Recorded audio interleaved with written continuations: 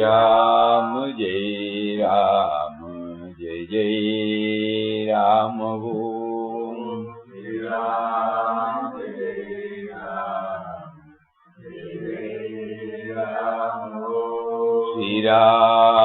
Jai Ram, Jai Jai Ram Om. Shri Ram, Jai Ram, Jai Jai Ram Om. Shri Ram, Jai Ram, Shri Ram, Jai Ram, Jai Jai Ram Om.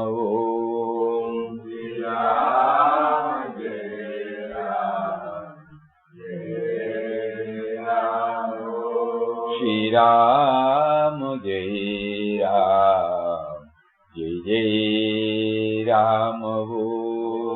Shri Ram, Jai Ram, Jai Jai Ram Om. Shri Ram, Jai Ram, Shri Ram, Jai Ram, Jai Jai Ram Om.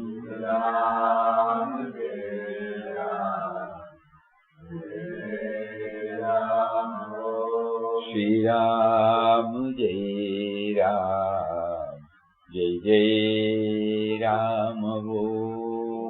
Ram, Jai Ram, Shri Ram, Jai Ram, Jai Jai Ram Om. Shri Ram, Jai Ram, Jai Ram Om. Shri Ram, Jai Ram, Jai Jai Ram Om.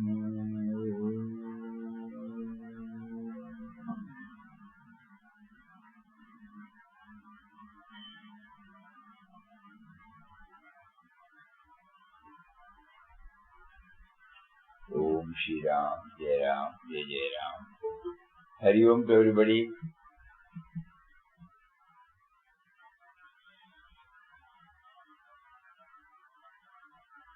Devotee asked Papa, will you please teach us the system of meditation? Papa, Ramdas does not know any system, and he never did any meditation as such. He followed the path of Ramnam, and that gave him the experience of God. So he is not a teacher to teach you the system of meditation, or the process of meditation, or the steps in meditation. The power of the mantra that he repeated was such that it caused the mind to melt away and disappear.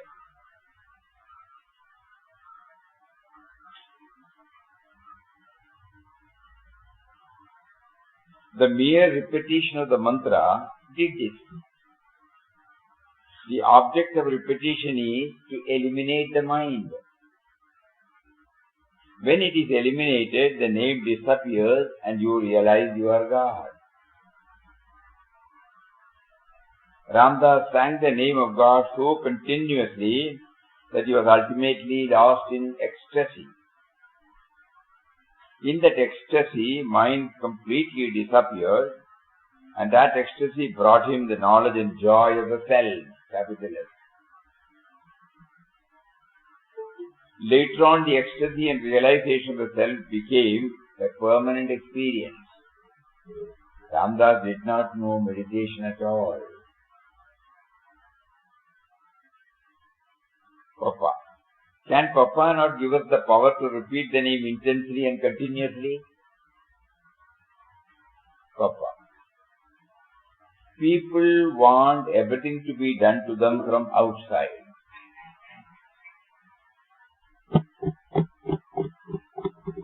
That is why their progress is very much retarded. You must be established in pure self-awareness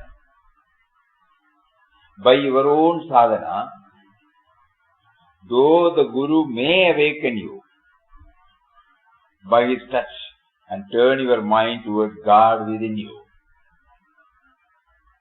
Totapuri turned Sri Ramakrishna's mind inward, and then he realized God within. His mind was highly concentrated on the image of Kali outside. The power was there in Sri Ramakrishna. It was being used for taking the mind outward. Totapuri made him use that power to turn the mind within. From outside you can get only some help in your struggle. The saints tell you God is within you, turn your mind within, seek Him within and find Him there. Do not externalize your mind. It is not good hanging on to the external form of the Guru for all time. You concentrate upon the form of the Guru for withdrawing your mind from the other objects of the world. Only so far worship of the Guru helps you.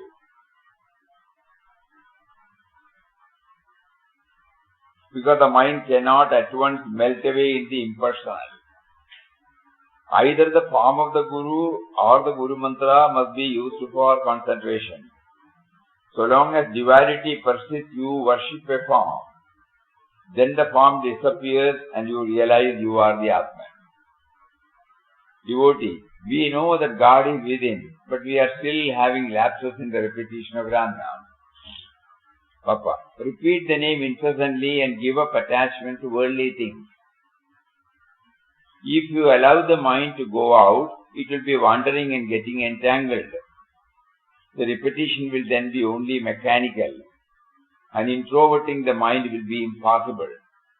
Your mind will easily go within if you see only God everywhere outside, or at least visualize God's presence everywhere. While you sit silent, and also while you see things outside, you see God only. Whatever you think of is God, whatever you do is God by God's power, for God's sake. So 2-3 things today Papa is bringing again into our mind.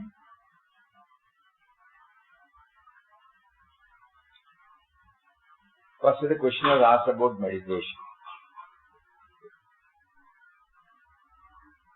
So this clearly mentions the later part, that each one has to evolve a system of meditation. It is not by following somebody else. After all, we should first define what is meditation.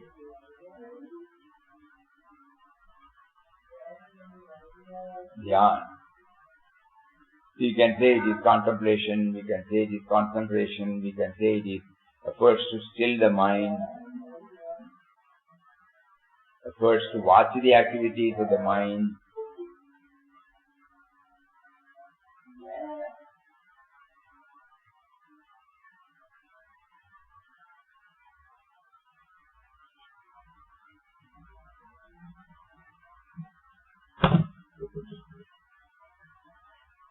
Meditation is a big word. When we consciously do anything, one Mahatma said that is meditation.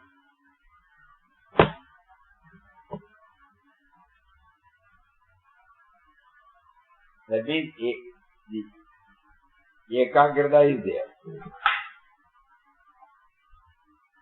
I am not there. It is not merely ekagrata is not there. I am not there. Any process by which these thoughts, me and mine exist in the form of thought. Any effort. That's why Papa said he doesn't know, he did not practice.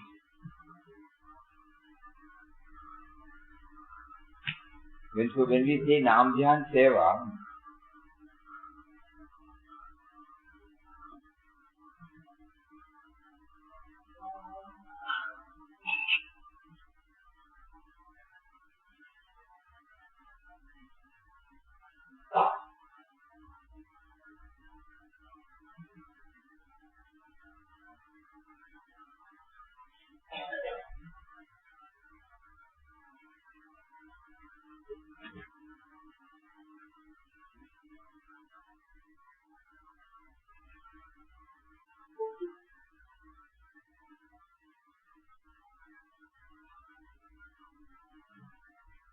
There may be so many propositions, suggestions by many saying.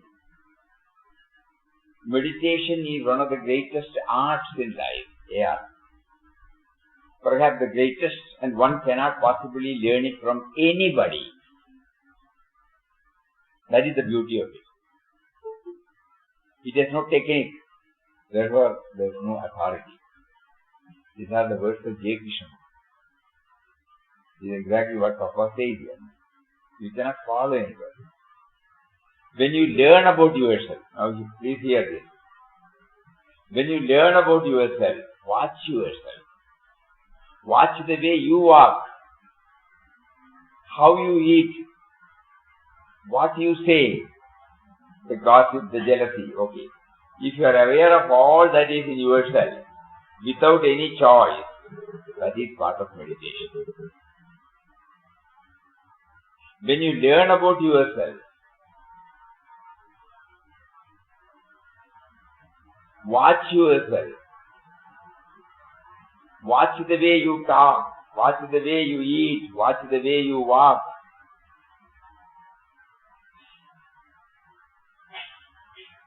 If you are aware of all that is in yourself, without any choice, that is part of meditation. So meditation can take place when you are sitting on a bus or walking in the woods full of light and shadows and listening to the singing of birds, looking at the face of your wife or child.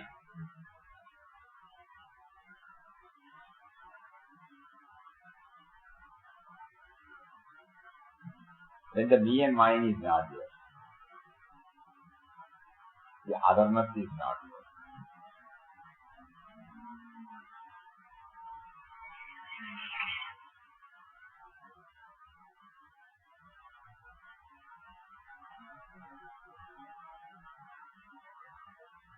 Meditation means awareness. To be aware of what you are doing, what you are thinking, what you are feeling. Aware without any choice. To observe, to learn. Choice means the thought has come. That is why Sri Andamayama said, if you want to realize the truth, you have to accept everything as it is, as they are, without making any choice.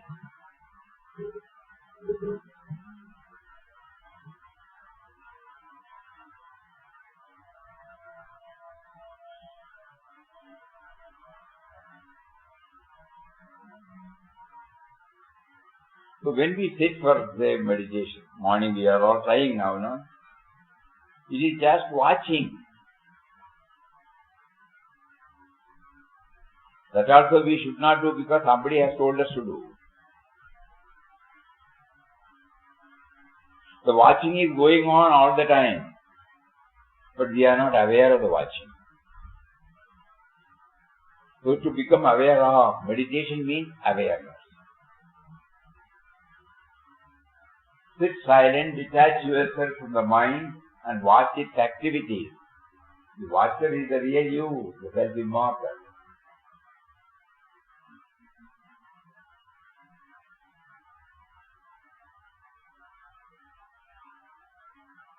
Meditation is the emptying of consciousness of its content, the known and the me. Very subjective words.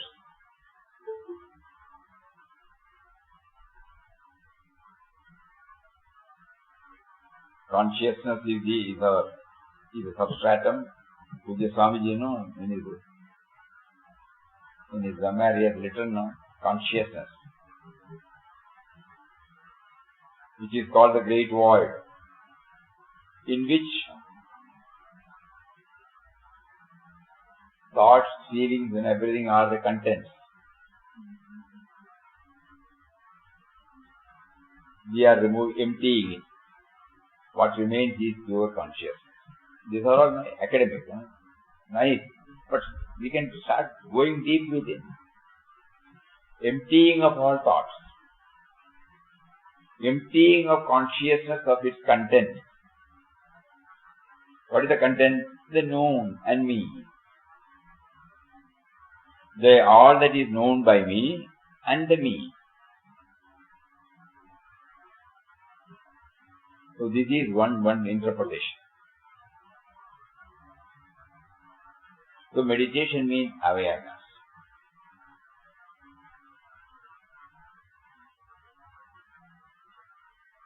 Another interpretation,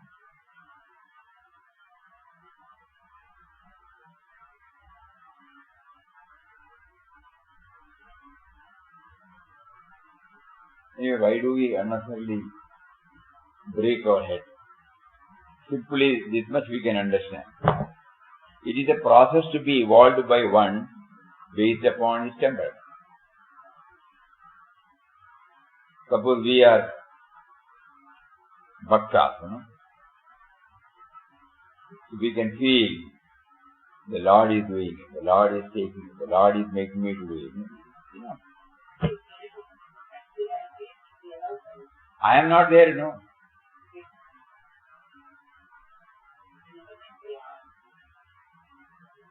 Papa, emphatically, there is no confusion at all. Ramdas does not know any system, and he never did any meditation as such. He followed the path of Ramnam that gave him the experience of God. He himself has said, watching. He himself has given us clues how to ensure that it doesn't slip into a ritualistic form of chanting, superficial chanting. No. Those whatever he has tried, he has placed before us. The power of the mantra that he repeated was such. He was aware of the power. We are not aware of the power. The aware of the power was such. The power of the mantra that he repeated was such that it caused the mind to melt away and disappear. Mind means thoughts. The mere repetition of the mantra did this.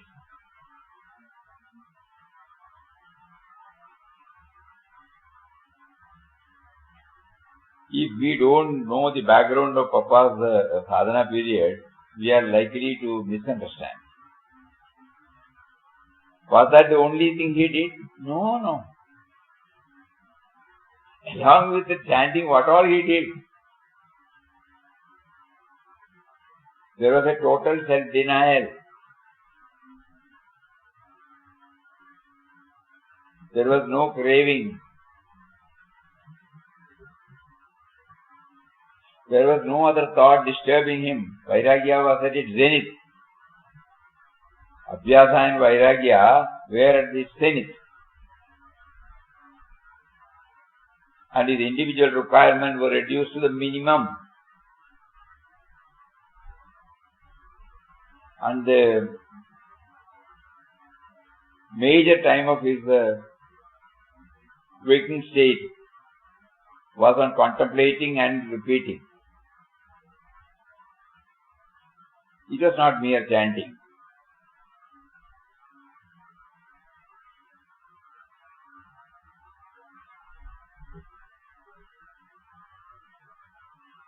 Ceaseless repetition of God's name coupled with dwelling on the attributes.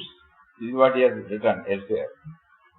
It has started even before the advent of his itinerant life. Not after he started. You got that In Search of Papa book?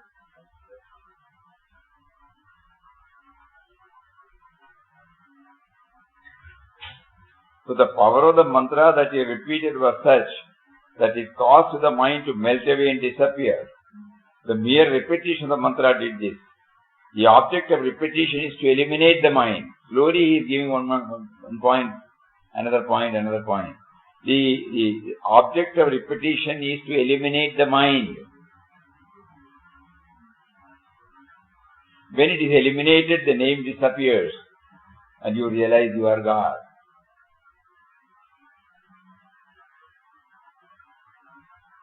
Ramdas sang the name of God so continuously that he was ultimately lost in ecstasy. Don't know it.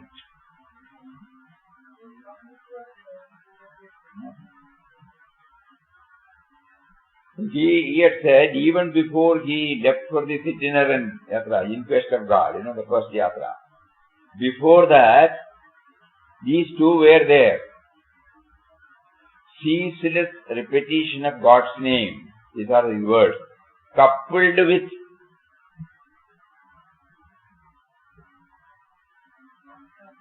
dwelling on the attributes. We can call it as meditation. That is why in Quest of God, you will all remember in the first chapter itself, he was not talking about chanting, he was talking about meditation and then chanting. Meditation and chant. So we take it that by the word meditation, what he meant was dwelling on the attributes. So that the me and mine gets reduced. In Quest of God.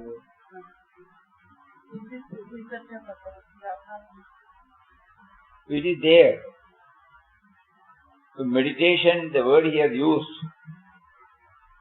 even in the first book, he has used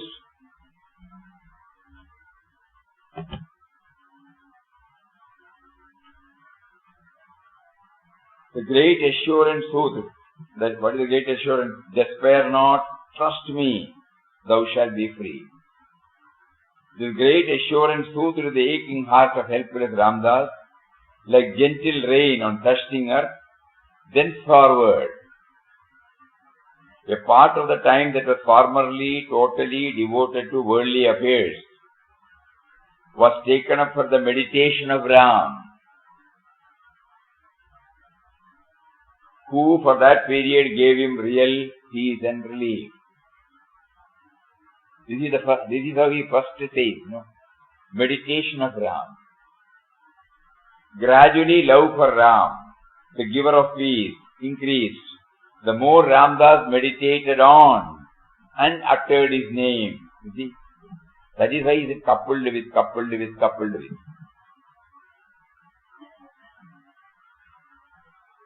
We are reading from the first chapter of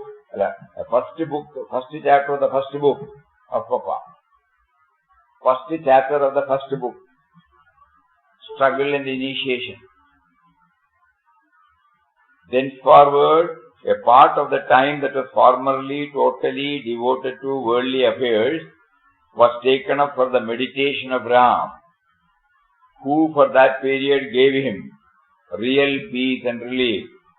Gradually love for Ram, the giver of peace, increased. The more Ramdas meditated on and uttered his name, the greater the relief and joy he felt. Nights which are free from worldly duties were in course of time used for Ram Bhajan, with scarcely 1 or 2 hours rest. His devotion for Ram progressed by leaps and bounds. During the day, when cares and anxieties were besetting him due to monetary and other troubles, Ram was coming to his aid in unexpected ways. So whenever free from worldly duties, very important word, Previously we had read many a time, we have not applied our mind.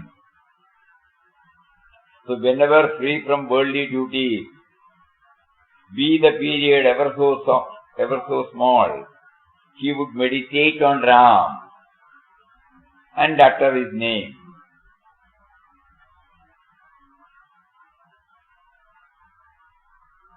So chanting is a must. Equally, meditating is also a must.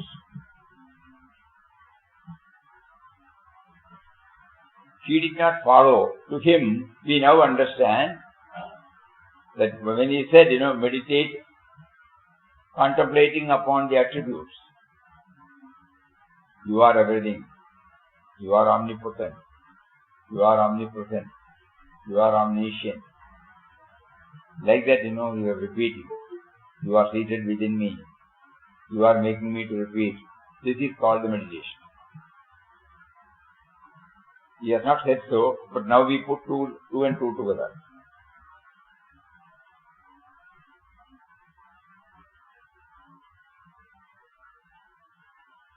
Ramdas sang the name of God continuously, that he was ultimately lost in ecstasy.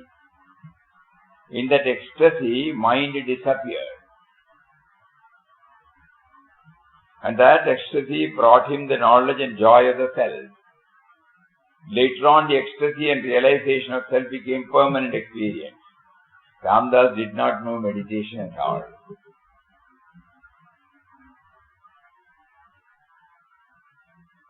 And when he came back to the Kadri hell, after the first itinerant yatra he has mentioned, the other day also we shared, One day he was prompted to take to this, still the mind, and we were there for 3 to 4 hours. He was standing. Suddenly when we looked, he saw a serpent coiled on his neck. So that means the mind was not there. The thought was not there. He was able to lift himself up from the body consciousness. So from all these words we can surmise, we can try to understand that meditation is a word, each one can give an interpretation. But what Papa does is elimination of the mind. Just now we saw that Krishnamurti said. Emptying of its content.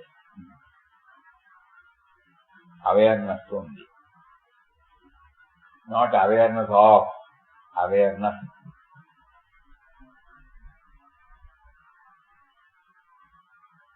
Then comes the next two. Normally we all say that, taking blessing.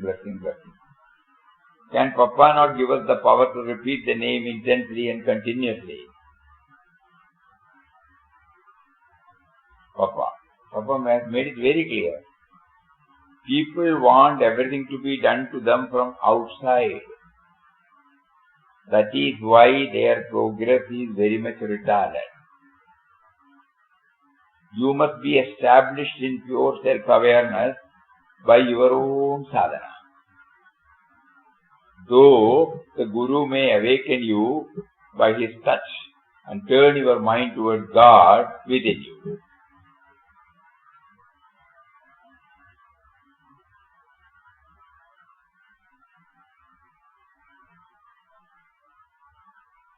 Just like you remember Papa's famous quotation.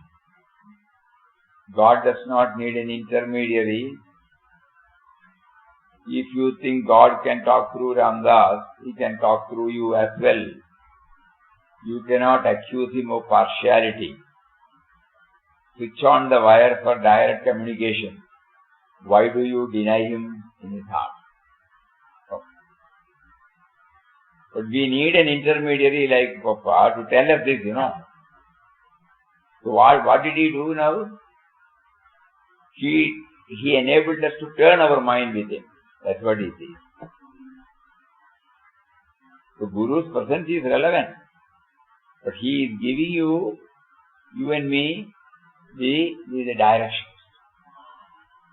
Instead, we pray, you give that. It will not work. That is why he said, people want everything to be done to them from outside. That is why their progress is very much retarded. You must be established in pure self-awareness by your own sadhana. Though the Guru may awaken you by his touch and turn your mind towards God within you. And he quotes Ramakrishna Paramahamsa and his Guru Totabari. He turns Ramakrishna's mind inward, then he realized God. The power was there in Ramakrishna.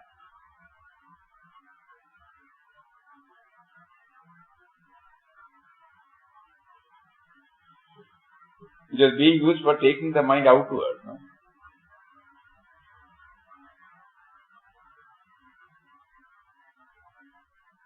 From outside you can get only some help in your struggle.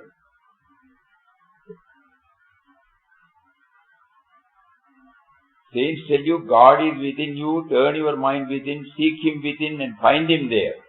Do not externalize your mind.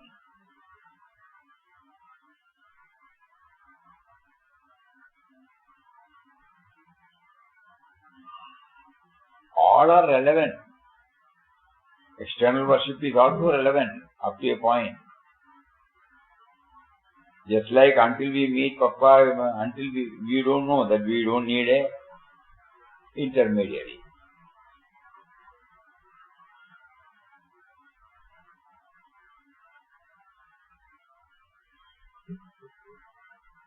So we don't belittle the importance of anything. After a certain stage, we should not stick to that topic. We should keep moving. March on, march on.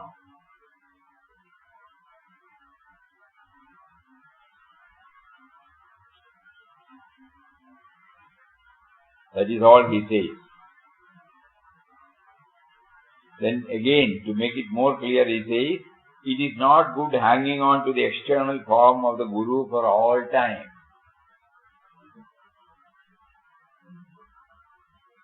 You concentrate upon the form of the Guru for withdrawing your mind from the other objects of the world.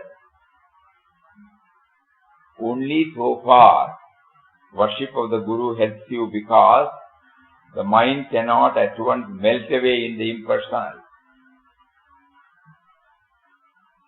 To concentrate on the nameless, formless, beginningless, endless, difficult.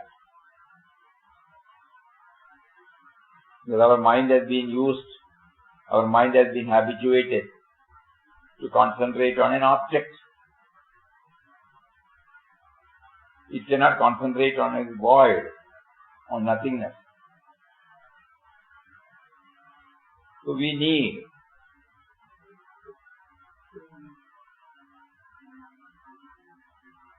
So initially, Papa says, you concentrate on the form of the Guru, which will help you to withdraw your mind from the objects of the world. Only so far. Either the form of the Guru or the Guru Mantra must be used for concentration. So long as duality persists, you worship a form. Then the form disappears, you realize that you are the Atma.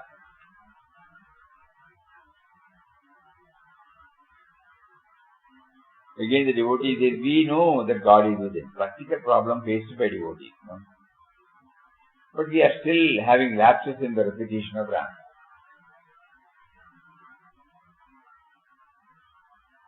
What could be the reason? Papa says, repeat the name incessantly, give up attachment to worldly things. That is why we are not in a position to chant. Our priority gets shifted.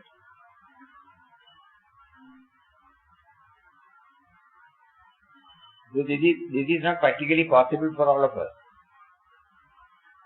We feel we have responsibilities, we have duties to perform, we have so many challenges to be met with. In the midst of it, how can I? So that is why even each one has to devise his own method. Now Papa says, can we follow this? Repeat the name incessantly, give up attachment to worldly things. We can only hear,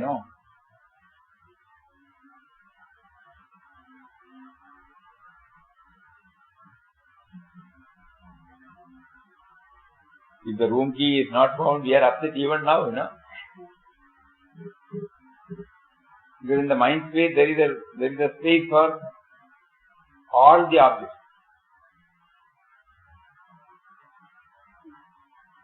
We have to devise our own method. There is a question, Swamiji. If God is in the entire universe, why do we get peace only in meditation? There is a question, they have asked you the question. If God is in the entire universe, why do we get peace only in meditation? Because the me and mine is there, it becomes make us unaware of that God is there, all-pervading God is there everywhere. the sense of otherness.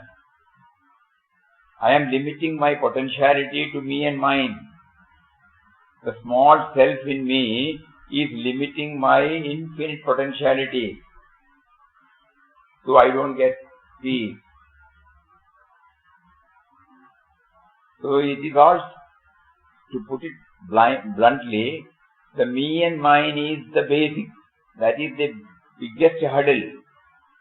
It is preventing me to understand that peace is within. Love is within. Within and without, no doubt. He is there in the form of peace everywhere. I am in Him, but I am not aware of it. I have limited myself to the individual.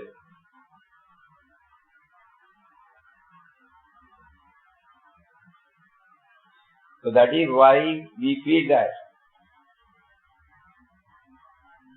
every time when we say we get tensed up, if we try to go to the source, where from it stems, it is all from me and mine only.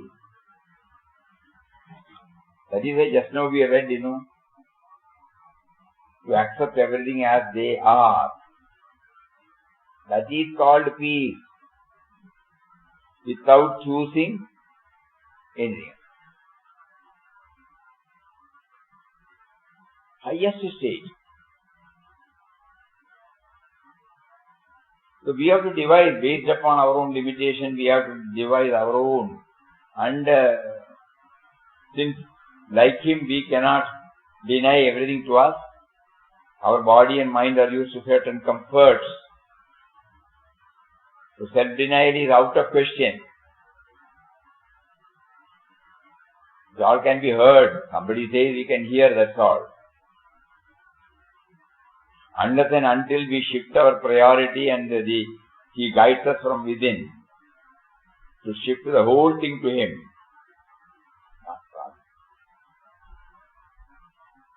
We may follow mechanically what others say, but we are there where we are.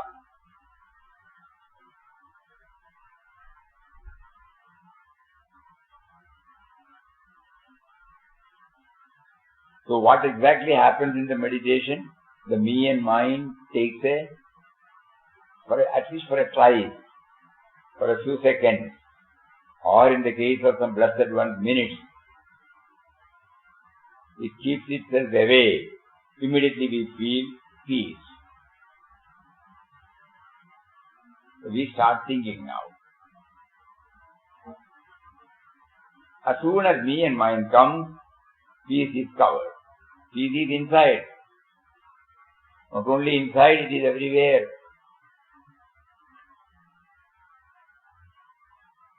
God is peace, Papa used to say.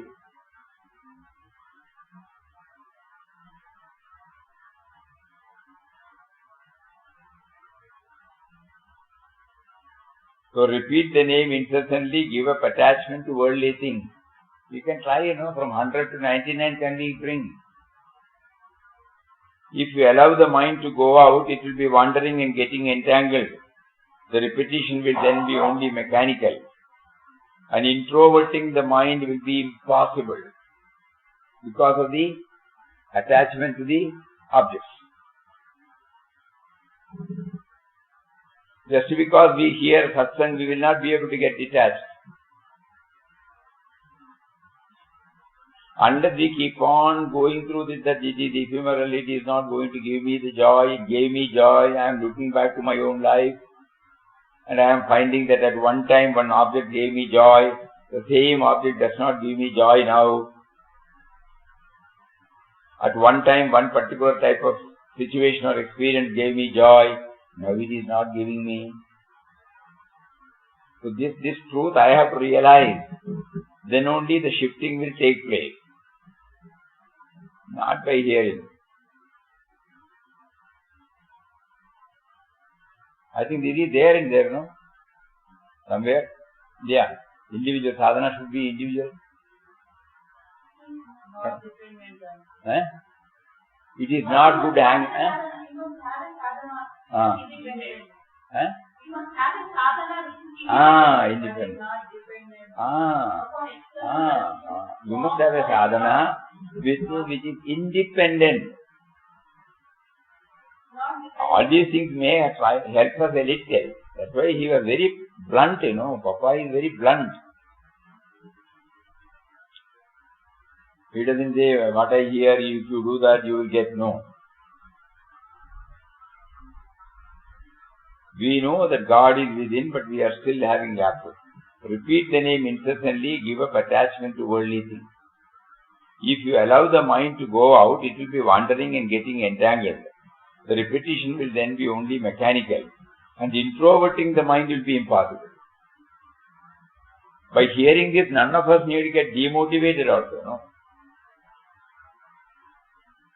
Because there are so many things that God has facilitated for us. So we will make use of those that have been facilitated for us to go a still more deeper. Just because I cannot free myself from certain objects, it doesn't mean that I have no chance of moving towards it, no.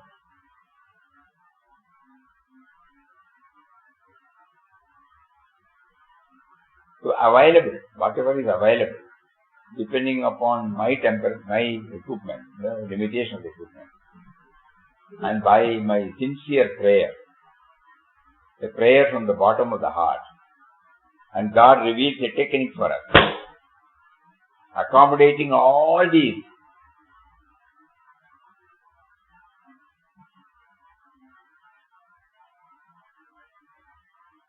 We had shared this during one of our trips to Gujarat.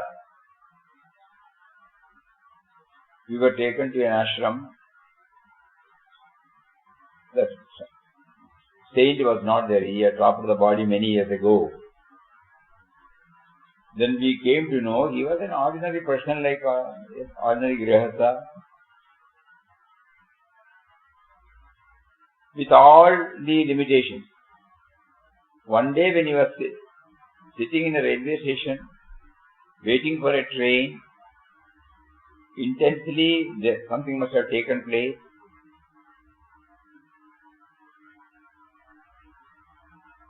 He experienced the inner light, and the inner light stayed with him. Just like when Papa came out from the cave in Tiruvannamalai, when he saw that inner light reflected everywhere, similarly for this person in a railway station from platform.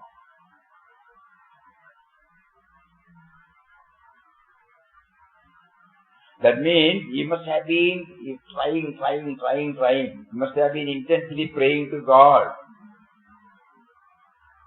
Though outwardly he may be moving like a grihastha, moving like a professional, moving like any individual, with all the limitations, with all these things. But still in his mind, introverting, that's why we remembered. When that introverting tendency was going deeper and deeper and deeper, it suddenly removed the lid, changed the whole personality, and he became a great saint. People started recognizing him. And then, automatically, the tendency is to have an ashram. And then people start flocking there. That's why we also went there. That also we have seen. No? So what is needed is this introverting. Let us not bother much about what is outside. No? Introverting, dwelling on him.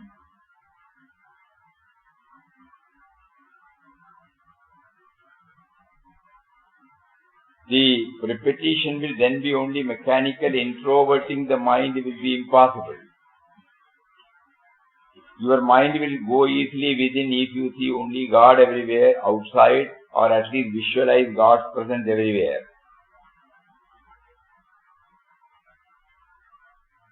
Another technique for this Papa is even go to the source of everything. To see God means, again, and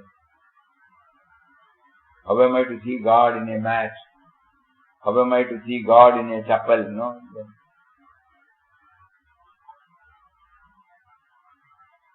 So go to the source, where from it has emanated.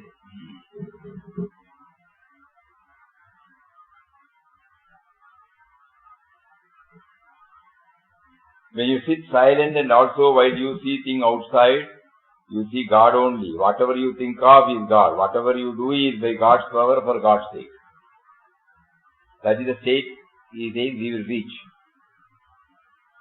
If introverting is done, if chanting is done with that background, if we are in a position to detach ourselves completely from anything that is fooling us out. That is why that even the Guru,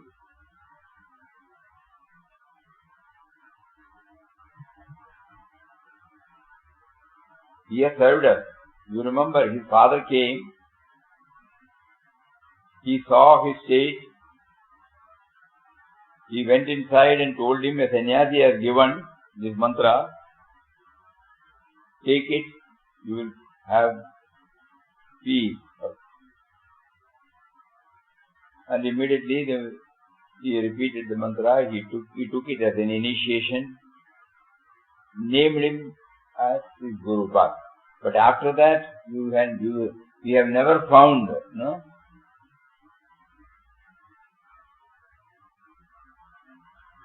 Papa crowding around him or asking so many questions or something this or that, no, nothing. Absolutely nothing. So Papa's life shows there is a relevance of Guru. Why we say relevance of Guru? Is that previously he was chanting Ram Ram. After he received the initiation, the power of the name became so strong. So that also he says, the sannyasi who gave this mantra to his father must have been a realized soul. And so when he gave the mantra, father took it with the same attitude. So that when he passed it on to Papa, along with that, this power also he was able to. Because of the original nishtha of the sannyasi. But after that, we have never found. Once or twice when he was sick, he went there to see him, that's all. He was not asking him any questions.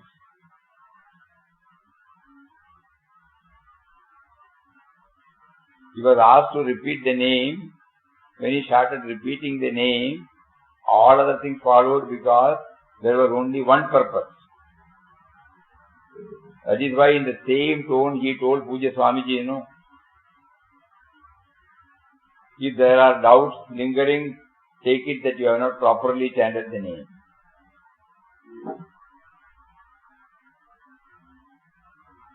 So meditation is a process, or introverting is a process which has not come from outside, which is the outcome of his intensity to dwell on the name. That is why in the first chapter he was able to say that meditated and chanted. So today, he was giving emphasis for this introverting. Outwardly we are chanting. Simultaneously we must be able to develop the introverting. So far we have not done it, we will try it. Chanting becomes melodious. We are satisfied with that. But after the chanting, that is the problem. Whenever we remember the chanting also, we get joy. But there are still gaps, That is why of late, Papa gives this. What matters during your non-chanting time? What happens during your non-chanting time matters much to make our chanting effective. What we do, what we think, what we talk during the non-chanting time, it has its own impact on the chanting time. It is a terrible struggle. So many years of chanting is going on. Actually, we should have become impervious, no other thought should enter into us. But it is not so. Though at the time of chanting we find joy, that stage we have passed, reached by His grace. But now what happens? The next. That introverting aspect we have not given much importance. That is related to what happened during our non-chanting time. That means before every word that goes out, before every thought that was, there should be a cautioning from inside, Hey, wait, what are you doing? What are you thinking? What are you talking? Whether it is in conformity with the goal we are going to scale, or we are aiming to scale. That means anything that is me and mine prohibits, prevents, limits us. So introverting, please think about it. We pass on to one more page. Yesterday, devotee says, yesterday morning you were speaking about God as dynamic and a static witness. In my daily activities I am trying to be the witness. Is it a good practice? Papa, be a witness to all movements. Just now J.K. said, the way in which you walk, the way in which you talk, the way in which you sit. Watch. Detach yourself from them and become the observer of them. Then you will realize that you are the eternal witness and the body is not yourself. Identification with the body will go and witness consciousness will be attained. Mostly you can practice it when you are in meditation. When you are active and moving about, it is difficult to maintain that consciousness. Sit silent. Detach yourself from the mind. Watch its activity. The watcher is the real you, the self-immortal. This is meditation, we can say. This is introverting the mind. Witnessing the mind means introverting the mind. We are not carried away by the objects, by the situation, by the persons.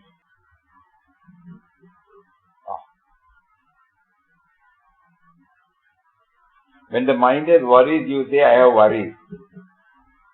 Watch the dynamics of the mind. When the detachment from it is perfect, the mind disappears. And you will be in a state of perfect bliss. Now you rise above the body consciousness. The bliss you enjoy will remain at all times in all conditions. When physically active or at rest, there will be no returning to your old life of ignorance and confusion.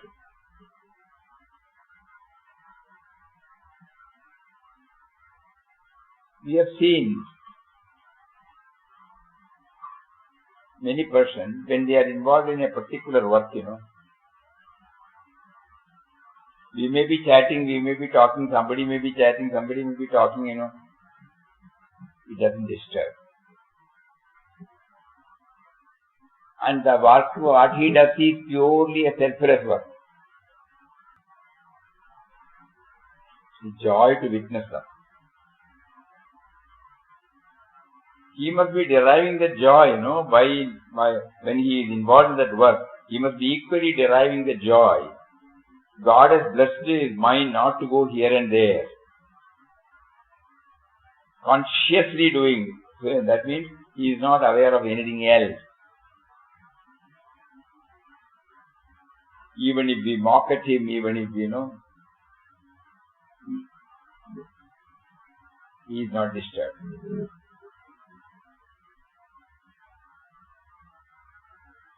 So these are some of the clues saints are giving to us. This is beautiful, this witnessing.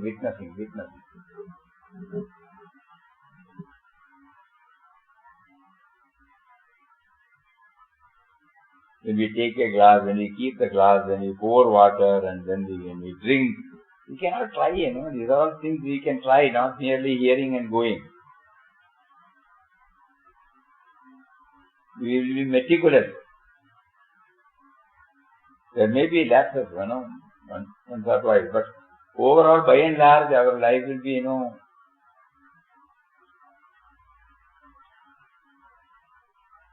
concentrating on what we are doing at that particular moment. We have done this in our professional life. That is why we were able to bring out so many things. There it was exclusive, When we are involved in a project, our entire thought is there. A crisis comes, immediately the crisis management, how do we do that? We totally identify ourselves with it and then bring out. God mysteriously gives us the clue, the intelligence, provided there is no self-interest. Free from self-interest, that is very important.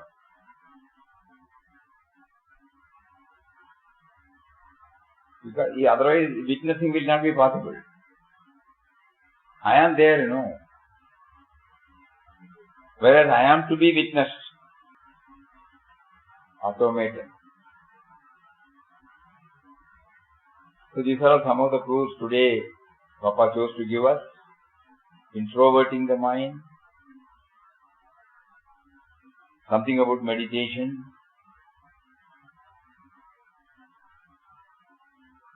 How to ensure chanting helps us to reach that stage. And finally, the witnessing. Every day he gives us solid clues, for enabling us to derive the maximum benefit from chanting the holy and all-powerful Ramnam. Everything is centered on Ramnam.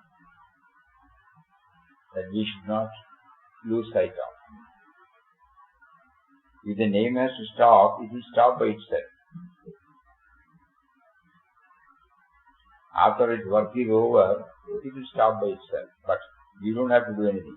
Our job is to chant with the right perspective, with what all to precede and to succeed, the chanting. So with every day's push, we try to make it as effective as possible with a regular prayer, communion. Prayer should come from the bottom of the heart.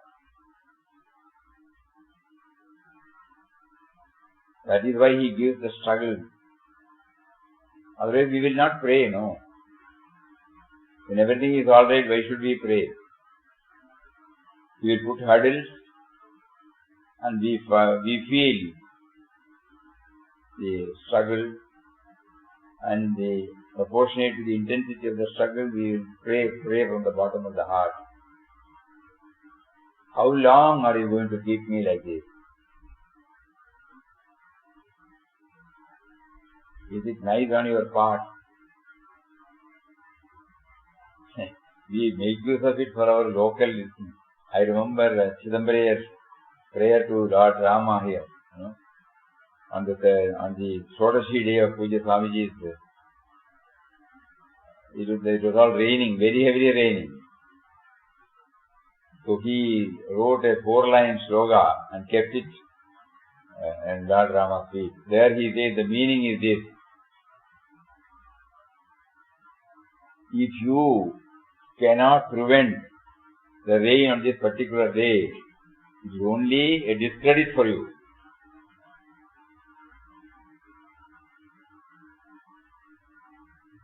Because everything has been arranged. The Mahatma had dropped the body, and a lot of people are coming, and you still try to give them. Then only you will be discredited. Like that he wrote. And it stopped. Only after everything was over, the rain was there. That intense, you know.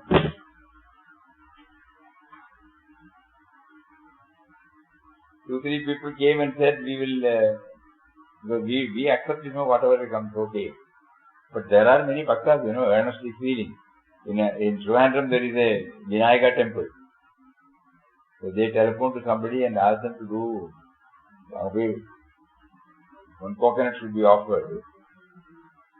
Because more than 8,000 to 10,000 people had come here for food. What will happen?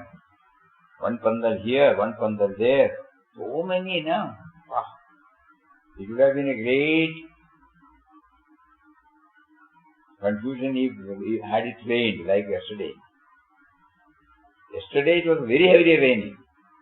Today is the Shodashi day. We cannot postpone. We have invited about more than 100 saints for Yati Puja in this room. All of them are arriving, many of them have arrived. And sadhus, more than 500, 600 sadhus, apart from the public and the devotees. And it was raining. Most trying moment. But it clicked. So why we remember, God gave us an intense prayer can do miracles, provided there is absolutely zero self-interest. We had a wonderful cook, he did not grumble or complain of it. We gave him, 3,000 to 4,000, something like that, they have come. We have no idea. Everybody was fed. Intensity. These are all lessons, we are not conducting, we are not narrating what had happened on the Shodashi day. What is the learning God gave us, by closely observing and remembering it. Why don't you make use of it for your own progress? This is what Papa is asking.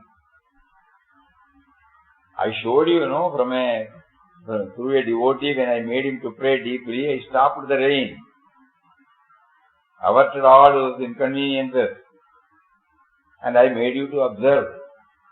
I made you to know. Why don't you do that?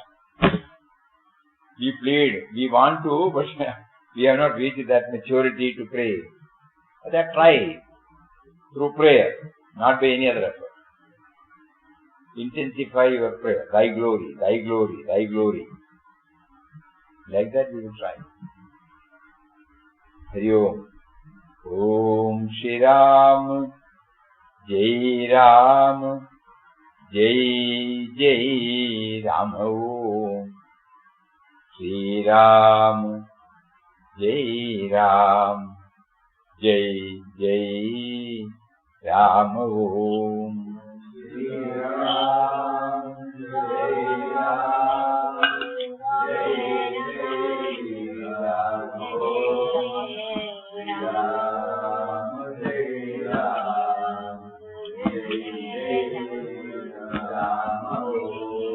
Shri Ram, Jai Ram, Jai Jai Ram. Om Shri Ram, Jai Ram, Jai Jai Ram. Om Shri Ram, Jai Ram.